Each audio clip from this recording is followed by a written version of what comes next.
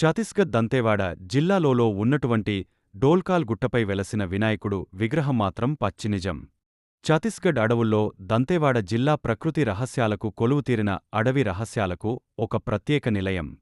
ఇక్కడ గుహలు, జలపాతాలు, ఎత్తైన కొండలు, ప్రపంచ ఆర్థిక వ్యవస్థ శాసించగల ఖనిజ సంపదలు దంతేవాడ జిల్లాకే సొంతం. అటువంటి జిల్లాలో 1000 సంవత్సరాల క్రితం నాగ వంశస్థులు ఈ ప్రాంతంలో ఈ విగ్రహాన్ని ప్రతిష్ఠించాడని ఇక్కడి ప్రజల విశ్వాసం. డోల్కాల్ గుట్టలపై కొలువుదీరిన ఈ వినాయకుడికి వద్దకు చేరుకోవడం ఎంత కష్టమంటే మాటల్లో చెప్పలేనంత కష్టం. కాని ఈ వినాయకుని ఆచూకీ తెలుసుకున్న కొంతమంది మీడియా మొట్టమొదటిసారి అక్కడికి చేరుకుని ఈ వినాయకుని గురించి బాహ్య ప్రపంచానికి తెలియచేసింది.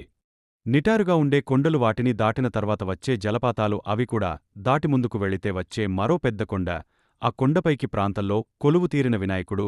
ఈ విగ్రహం అంత పెద్ద అడవిలో అంత పెద్ద కొండపై ఎలా వచ్చింది అనేది మాత్రం చాలా రహస్యం. అక్కడ ఉన్నటువంటి గ్రామస్తులు నిర్మించారా లేదా అడవుల్లో ఉండేటటువంటి ఆదివాసీలు నిర్మించాలనేది మాత్రం ప్రశ్నార్థకం. కాని జిల్లాలో ఉన్నటువంటి చాలా గ్రామాల ప్రజలు సంవత్సరాల క్రితం నాగ వంశస్థులు ఈ ప్రాంతాన్ని పరిపాలించే రోజుల్లో ఈ విగ్రహానికి ప్రతిష్ఠించి పూజలు చేశారు అని వారి యొక్క నమ్మకం. ఛత్తీస్గఢ్ అడవుల్లో ఇంద్రావతి నది పక్కన ఉన్నటువంటి రోల్కాల్ కొండలపై లంబోదరుడు కొలువుదీరాడు. ప్రపంచంలోనే ఎత్తైన ప్రదేశంలో కొలువుతీరిన వినాయకుడు అని అక్కడి ప్రజల విశ్వాసం మరియు నమ్మకం. ఋషులు, మునులు ఈ వినాయకుని పూజించాలని ఇక్కడి ఆదివాసీల నమ్మకం. అంతేకాదు, త్రిలోక సంచార నారద మునీంద్రుడు కూడా ఈ గణపతిని దర్శించారని ఇక్కడ ప్రజల విశ్వాసం. ఛత్తీస్గఢ్ అడవులు అనగానే ముందుగా బాహ్య ప్రపంచానికి గుర్తు వచ్చేది మావోయిస్టులు. ఛత్తీస్గఢ్ మావోయిస్టు కంచుకోట దంతెవాడ జిల్లాలో అక్కడ ఉన్నటువంటి అడవులు మావోయిస్టులకు కొట్టిన పిండి. బాహ్య ప్రపంచానికి ఎలాగైనా ఈ వినాయకుని చూపించాలని